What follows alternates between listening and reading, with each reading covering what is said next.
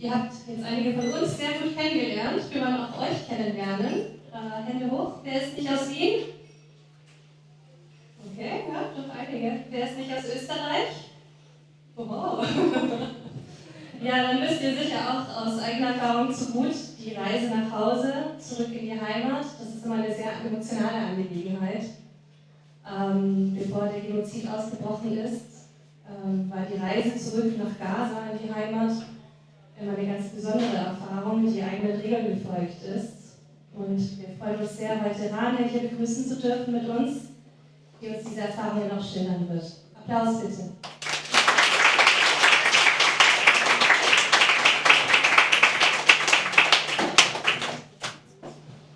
Hi, good evening everybody.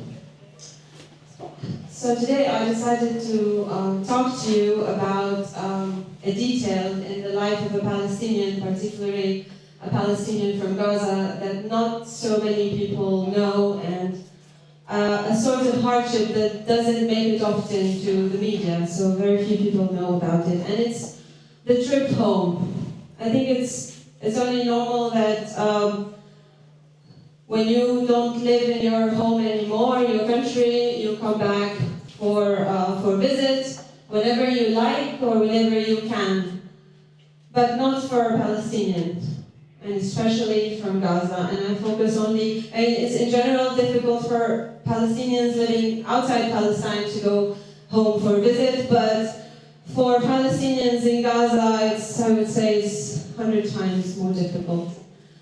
And I will tell you tonight why. So, how does it work when you want to go home? Your parents, your family is not in Vienna, in Austria, or in Europe, or in the rest of the world. You decide, you make a decision, it's not so difficult. I want to go home, it's holiday, I have free time. You book your ticket, or take your car, whatever. You go home, have a good time, and then come back to your life here. For me, this is a dream that has never come true until now. To be so easy to go home. Because it's a long process. It's a process to go home. First of all, I have to make the decision to go home. And it doesn't depend on my free time or holiday or if I can afford the trip, because the trip is expensive, because since Gaza has been under occupation and then for the past 17 years under siege, the only way to reach Gaza is through Egypt. So I'll have to fly to Cairo and then travel by road to Gaza. So that makes it also expensive. But that's not the issue. The decision, which is often hard to make because it depends on the political situation at home, whether it's the right time or not, and you can never know what is the right time. Whether there'll be a war, an attack, or the borders will close or remain open, you never know. So it's hard to make the decision. And because of this, I could not go home for 8 years.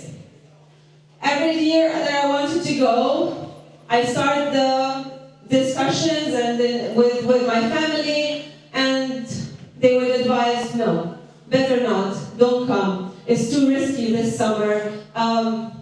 The situation is uneasy. They might attack, they might close the borders, and then you're stuck. No, we don't want you to be stuck here. Don't come. Postpone it to the following summer, and the following summer, and then a full 8 years, I couldn't go home. Until 2021, I decided that's it. I will not wait any longer. I don't care if the borders will be closed. I don't care if I'm going to be stuck home. I just want to go home. I want to see my parents. I want to see my family. I already lost my grandmother during these 8 years, to both my grandmothers and my grandfather. My 3 brothers got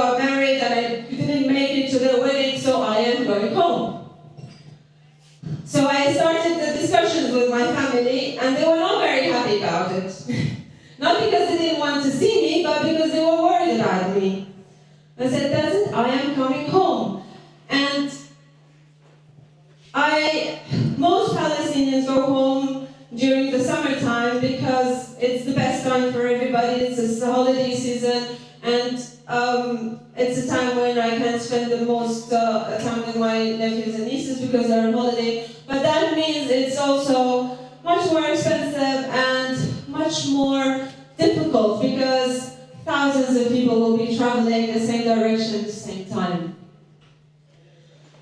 So I took the decision, and after taking the decision, I have to start the emotional preparation for the trip, which I know is going to be a nightmare trip, a long trip filled with a lot of emotions and a lot of hardship. So I think I traveled in July, and I made the decision in early April. And from April to July, I was just so anxious all the time, thinking of all the details and all the possible scenarios and will I make it home, how long it's going to take. I spoke to all my friends who traveled in the past month, so they briefed me on every single detail of their trip, so I'm prepared. No surprises. I'm prepared what time I should land. What should I pack in my bag to make it faster through the checkpoints, all the details. I also had to discuss with them and get recommendations for which car, which taxi I should take from the airport, Cairo airport to the borders, because I might end up spending days with the same taxi driver, so it had to be somebody trustworthy, recommended by someone, and then I had to arrange, let him know a month at least before that I'm coming on that day, etc. Book my ticket, and I usually book my ticket so that I arrive in Cairo early morning hours, so 1 a.m. or 2 a.m., so that I can take the taxi and drive straight direction Gaza. Of course, some people prefer to spend the night or spend a couple of days in Cairo to rest and be even more prepared, but for me, I just can't. I'm too anxious. I want to get through with this trip. So this is Cairo Airport. So I arrive at the airport. My Egyptian friend, waits for me with all what I need: food, drinks, and a SIM card for the road, so that I can communicate with her and with my family during the trip, which nobody knows how many days it's going to take. I forgot to mention an important detail. I don't inform my family that I'm traveling. They know that I'm coming in the summer, but they don't know when, and I don't let them know the time I'm flying from Vienna, because I don't know when I will reach Gaza, and I don't want my mother in particular to be worried for I don't know how many days, expecting me every day. Is she arriving today? Is she not? So I don't tell anyone except my brother and my sister, who are supposed to come and pick me up at the borders. So the taxi, we start the drive through the night, and then we arrive at the first checkpoint. These checkpoints are Egyptian army checkpoints. Before, in the past, maybe 10 years ago or so, there were not so many checkpoints. But ever since the new regime is in Egypt, for the past 10 years or so, they have tightened all security measures for Palestinians traveling. They have declared the Sinai Desert, which we have to cross, particularly the northern Sinai Desert, as a military and security zone. That's why I didn't count how many checkpoints, but so we arrive at the first point, and we arrived early. I thought I'm clever, so I'm not waiting straight and I gain time, but I arrive, it's the distance, just to give you a perspective, the distance between Cairo and the borders to Gaza is 350 kilometers. So on a good day, in a normal time, it's just a 4-hour drive. But it could be, for me, it could be 4 days, a week, who knows. So we arrive at the first checkpoint, and it's around, I think it's around 5 a.m. And I thought, okay, we're early, that's good, we still have a long day. And this is what I see. An endless line of taxis waiting. And you just stop. The driver just stops and you wait. You don't know what you wait for, but you just wait. Hours and hours and hours. Sometimes if the driver is skillful and well connected, and also if I'm the customer willing to pay more, he could buy a place. So our car could drive a couple of 100 meters to the front of these long, endless queues. And you wait in the car and you can do nothing. My brother and sister, they know that I arrived Cairo. I learned them, so they keep calling me. Where are you? What's happening? Is the car moving? And that's like every hour. And the car moves. When it moves, it really moves centimeters. You know, you hear the engine going, and it's like, okay, that's it. We're moving finally. And then it's a bloody 2 meters, and then again, and wait again. In the end, after I don't know how many hours, we made it to the checkpoint. We made it to the officer. The first check of our suitcases. My friend who traveled to Gaza from Germany a few months before me, she warned me about the first check. And she gave me instruction how to pack my bags so nothing will be lost. Nothing gets dirty, because when the bags are open, they just flip them on the floor. And she told me how to pack also my underwear. She actually told me how to pack my underwear so they are factory discreet, so that when they flip the suitcase, not everything, flies around, and everybody can have a look into my private stuff. And she also briefed me what to take and what not to take, although you can never be right about this, because it's up to the officer to decide what to confiscate and what not to confiscate from your stuff.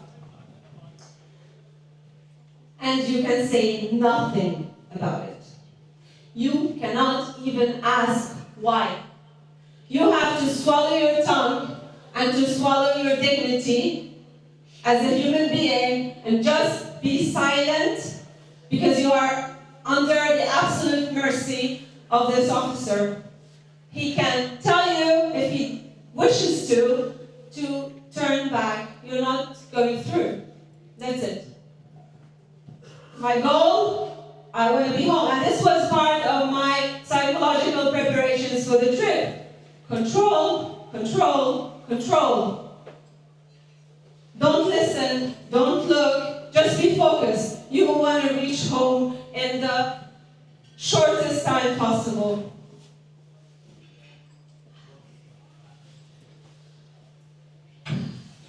I was lucky.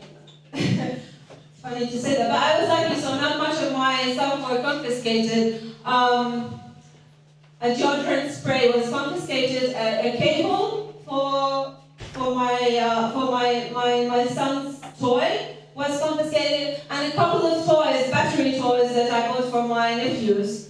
They said batteries are prohibited. Then when they're done with checking your bags, you're so happy. They tell you have like 2 minutes, put everything, quickly, take your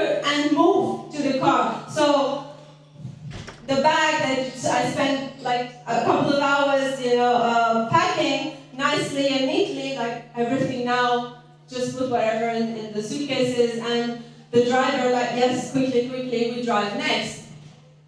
The next stop is to cross the Suez Canal to actually enter the northern Sinai. In the past, before the current regime in Cairo, we used to drive over a bridge. There's a bridge on the Suez Canal, and it would take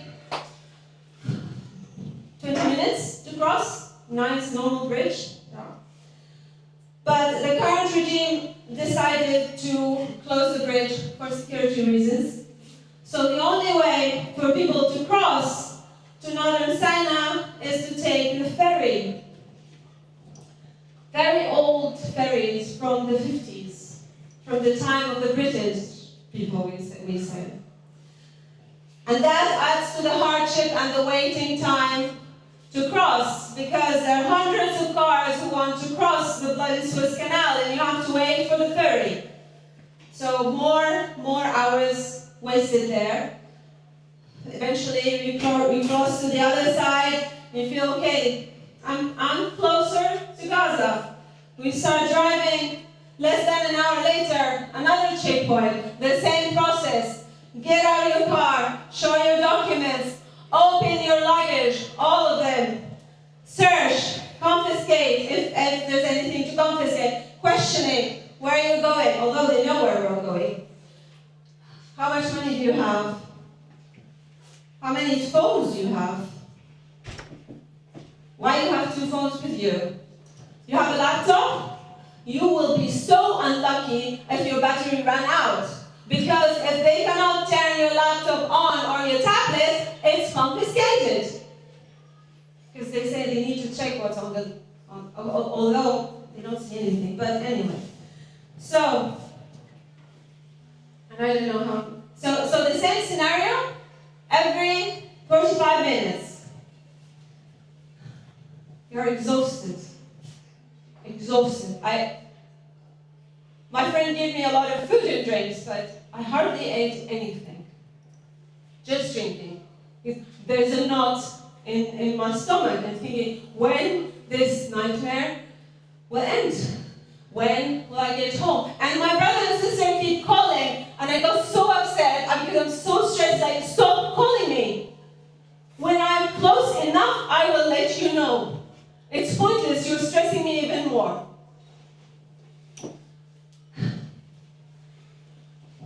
On the way, we stopped there. There are certain cafeterias on the way where everybody stops. All people heading to Gaza stop, and you eat, you rest the bed, you pay expensive, you pay double the price of whatever you buy for food or drinks, and then you continue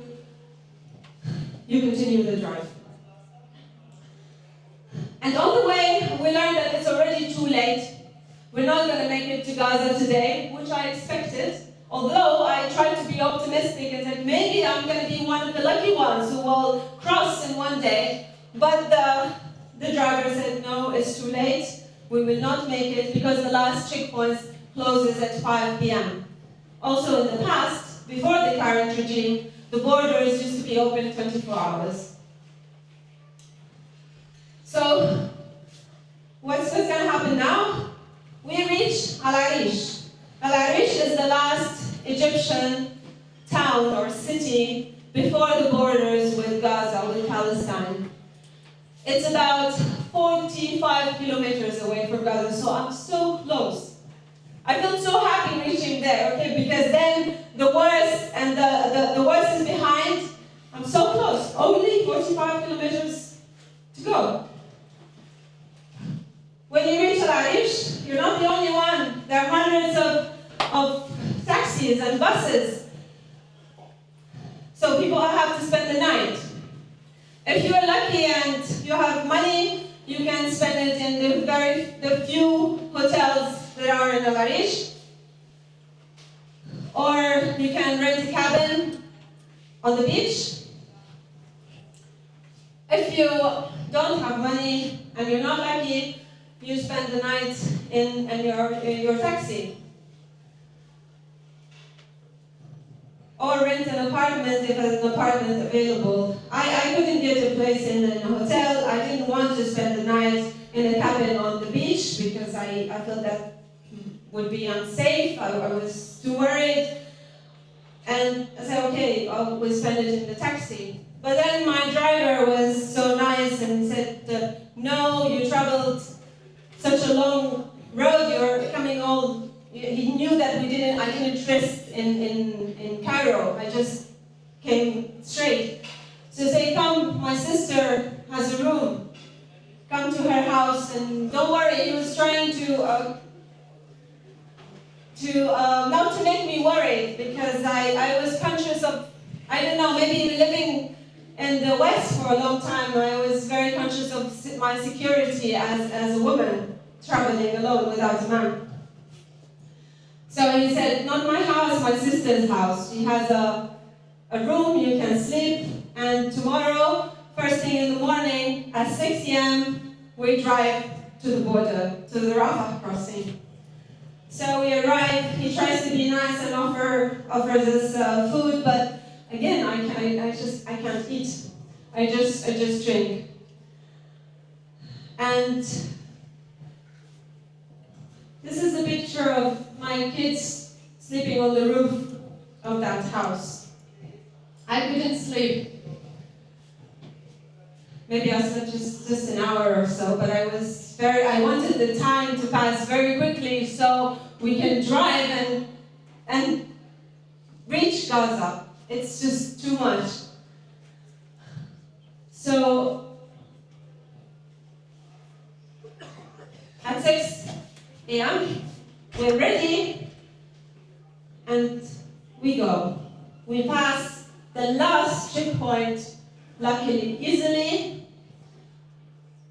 and we arrive at Rafah crossing, the famous Rafah crossing. So this is the Egyptian side. I'm at the borders. Remember, I left at 6 a.m. And it's only 45 kilometers to Gaza, so an hour maximum. Arrive at this gate, which I hate so much, and all Gazans hate so much. I call it the gate of hell, because of the hell of the trip that we have to make. Because you see that this gate controls your future sometimes.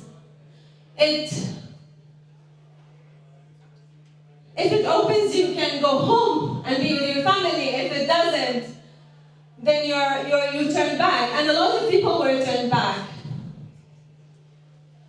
I arrive and I see the same scene. There are hundreds of cars waiting. So you quickly offload your suitcases. I quickly pay the driver. His mission is over. Now it's up to me. There's no queue, of course. It's chaos. We arrive early. We arrive at before 7, yeah. But they don't open before 9 officially. But maybe 10, maybe 11. It depends. Depends on the workers there, what they decide. So we wait. We wait again. And it's hot. It's July. So it's almost 40 degrees. From the early hours, it's very hot. And there is nothing. You are in the sun.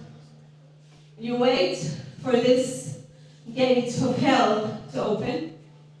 And when it's open, everybody starts pushing because you want to be there first. In this area, I call it's no man's zone. It's no humanity zone. It's no dignity zone. You are stripped of your humanity, literally. You are never yourself. All you think, I have to cross. I have to cross this gate. I don't care who's next to me. I don't care who's around me. I don't care about all these people. It's about me. This is the kind of person you turn. You cross. I was allowed in. They check. Ironically, I have an Austrian passport. And everywhere in the world, this makes traveling easier. Also in the Arab country, it makes it very, very easy. But not there. It makes it complicated. I don't have to show the passport. They don't care what passport you have. They want to see my Palestinian ID, my Gaza ID. If I have it, I pass. If I don't have it, I don't pass. Because only Palestinians are allowed to go into the big prison of Gaza. It's not open for anyone to travel. It's not open for tourists. It's not open for anyone who has nothing to do there. They just feel like visiting Gaza. You go to Gaza if you have family there, or if you are a foreigner, you go for work. With international organizations, of course, and that's it. So, I hold on to my ID, say, yeah, I have it. Let me pass. And then you have to walk from this gate until the arrival hall, this arrival hall. It's quite a walk. You have to drag the bags. And then this is almost the last stage. I arrive in this arrival hall, and this is what I see. Hundreds of people waiting, again, with their luggages. What we have to do at this stage, at this borders, is basically just stamp the passport that we're exiting Egypt. Just a stamp.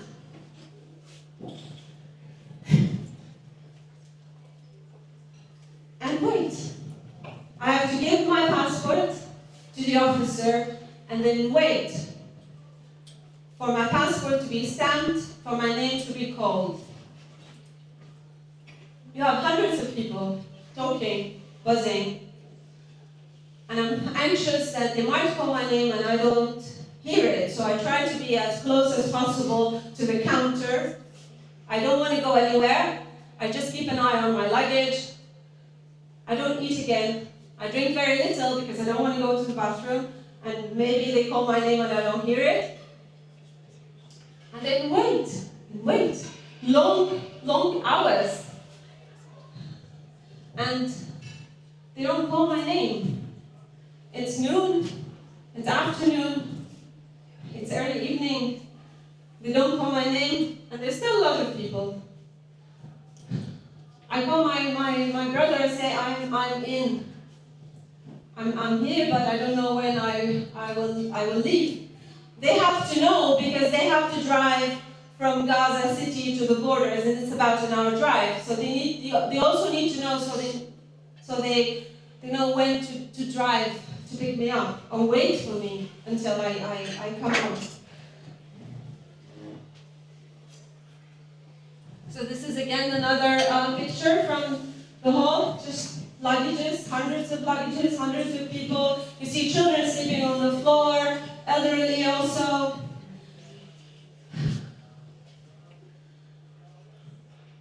And in the end, I gave my passport after so many hours. And I learned that also one of the reasons that I had to wait so many hours is that because I presented a foreign passport. So all foreign passports they put aside until they have someone who can read them and can enter them into the system. So it's the one place where my Austrian passport doesn't help actually. And then finally, when they give you the passport, I felt I could breathe. It was like, finally, I'm getting home. Of course, they stop you on the way. You have to take a bus, literally for 200 meters. You can't walk 200 meters. You take the bus. Again, you have to pay more fees. And at that point, it was like, take everything. Okay, take even my luggage. Take all the money I have. Just let me on the bus. I want to go home. And then we crossed. That's it. I made it to the bus after I paid the tickets for the luggage and for the bus. These 200 meters, another black gate of hell opens, and then I see this. Arrival hall, ahlan wa sahlan, welcome. It's Gaza. Next, please. And I have tears in my eyes, but I'm still stressed, but it's much better. I'm home. I know now it's easy. The worst is behind. I arrive at this is the Palestinian side of the borders. This is the Rafah crossing Palestinian side. Nice hall, clean, everything organized. We're welcomed by young people working there. Welcome home, they said. The check of the bag, the stamping of the passport takes like 10 minutes, 15 minutes. Checking the bag just routinely, very quick. Go through the customs. Here you see it's neat and clean and really organized. People, very, very nice. Nothing confiscated. No custom tax paid. And then these are the counters to stamp the passport. And then I made the last call.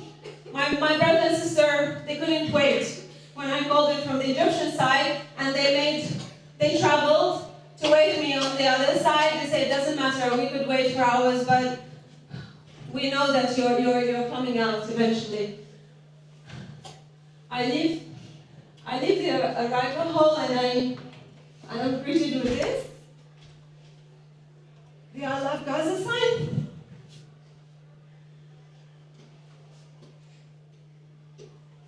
I take another taxi just to be outside the gate, the Palestinian gate where my brother and sister wait. And I break down. I break down in tears. I scream and shout at them and swear at them. I was like, I'm not going to come here again. This bloody trip you make me go through, I blame them. Of course, it's not their fault. They told me not to come. They said, we told you not to come. You wanted to come. I said, yeah, because I miss you. I haven't seen you for 8 years. And we all start crying.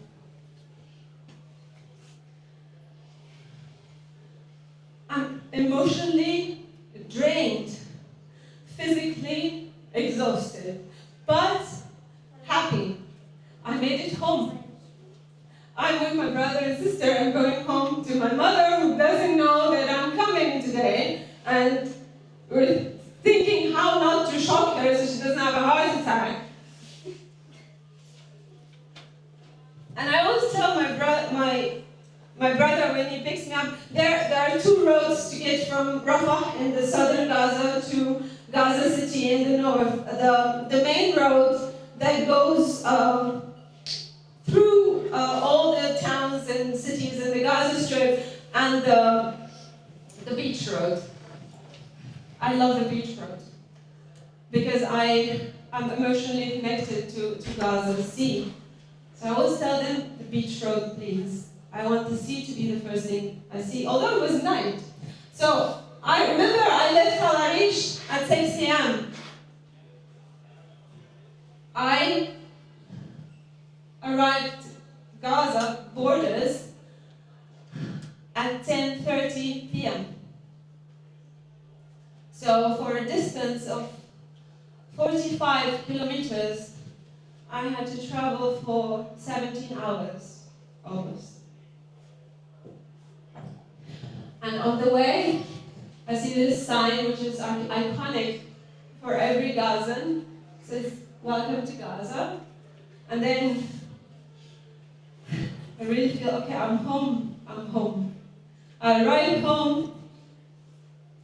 Of course, my mother is shocked, and then she's angry. Why you didn't tell me that you're arriving? Every time you do the same. I didn't cook anything for you, but then, yeah. And then all the pain of the trip and the anxiety and everything, after a rest and some food, and seeing the whole family and how happy they are to see me, how happy I am to be home, everything is forgotten. This nightmare trip, I forget. And now I'm home, I enjoy with my family. But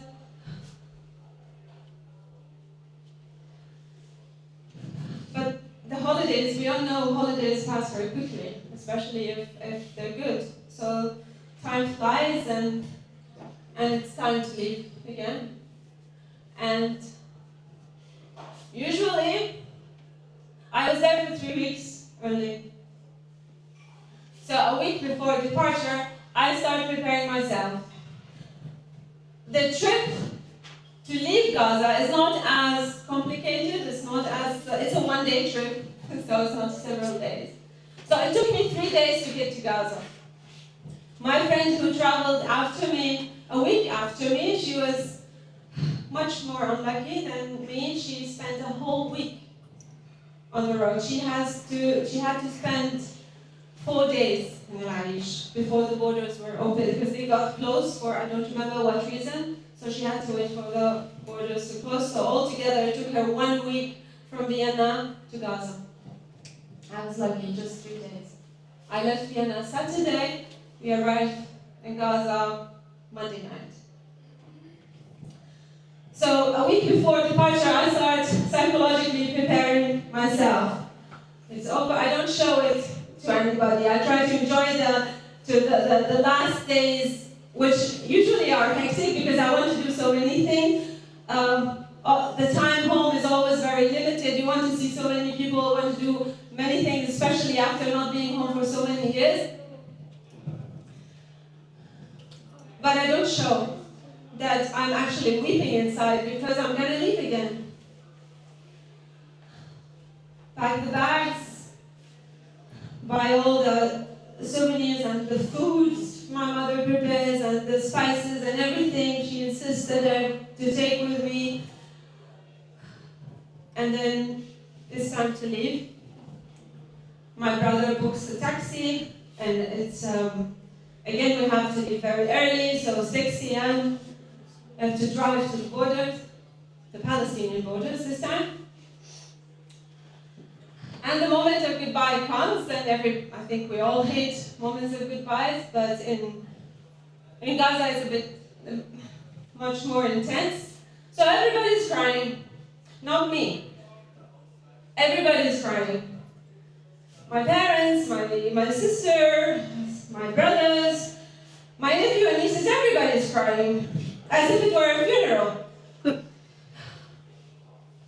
And I try to joke with them. It's like, come on, stop it. I'm going to come. I'm going to come again. I'm going to come next summer. I promise you, I'm going to come next summer. I don't care about this trip. I'm going to come. If I can come earlier, I will come. But they continue to cry. I get into the taxi, and as the taxi drives, I look behind, and I see my mother, my sisters. They just wave goodbye and cry. And when I make sure that they can no longer see me, I start crying. I start weeping. And I don't stop all the way to the borders. It's about 45-minute trip. My two brothers in the car, they say nothing. They know I have to cry.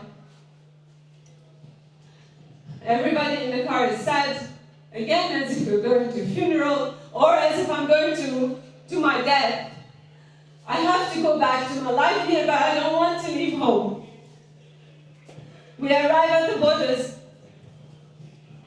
A lot of people, but this time I don't have to worry because I have my two brothers who will take care of everything, watch my bags, get me food if I want, even do the paperwork. I just have to show my face to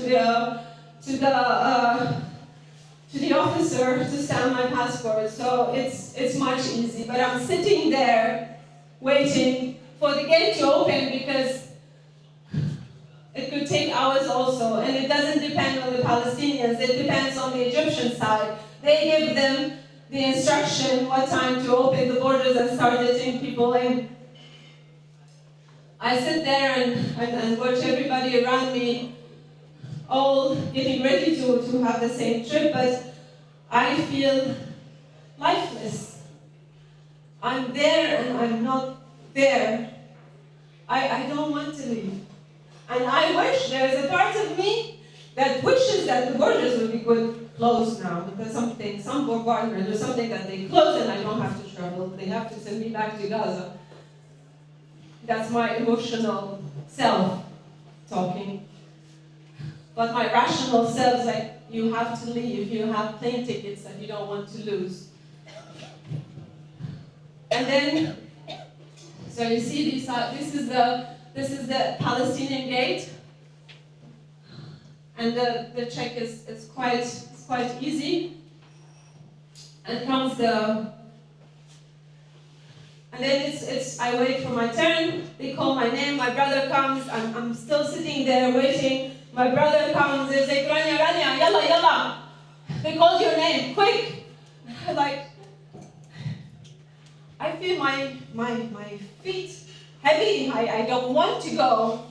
It's like, are you sure? Are you sure it's my name? Where are my bags? So you have no time to think. Yalla, quick, because there are other people waiting. You can't waste time. And then I start crying again, hysterically. And then I'm in the car. My brother goes with me next to the car as far as he can get and try to make me laugh and tell me jokes and take pictures of me that I didn't want to show because I look horrible crying. And makes jokes. It's like, stop it, you're gonna come, we're gonna be fine. He said that, I didn't say anything, but he knows what goes in my head. So we're gonna be fine, don't worry. And I can't say anything. I'm suffocating in my tears. I only say, inshallah. He said, you're gonna come again, soon we're gonna see each other again. I said, yeah, inshallah. Why do you think all the crying? It's not because I miss him too much. It's because me and him and everyone in the family, we know what goes in our head. Every time we say goodbye, it might be the last time. It's a high possibility when you're a Palestinian from Gaza. I could spend another 8 years before going home, or longer. The borders could close. Another war breaks in, something might happen to them, I lose them. So all this goes through my head, and that's why the crying.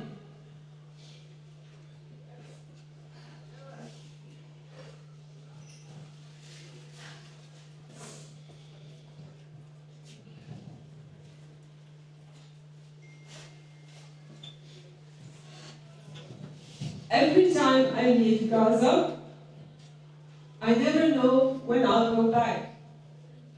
I never know when I'll see my family again. Every time I tell them goodbye, somewhere in my brains, I tell myself, this might be the last time you hug your mother. This might be the last time I hug my grandmother. And it was indeed. I lost my grandmother. During the 8 years, I couldn't go home, so I couldn't say goodbye. I couldn't be at her funeral. And this is why I cry, and this is why we all cry. This was in 2021. I didn't go home the following year. I planned to go home the year after, but it didn't work. And now for the past 11 months, there is a genocide in Gaza. And my whole family is displaced in southern Gaza. And My worst nightmare has come true. Now I really don't know when I will be back home. Now I really don't know if I will see my family. This is my family home. This is how it looks like. It has been bombarded. And this is the last picture we got of it a few months ago, so I don't know if it's still standing.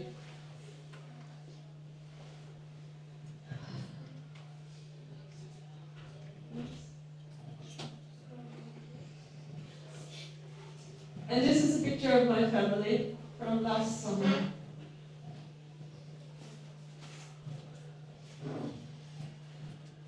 I don't care if I have to go through that nightmare of a trip again and again.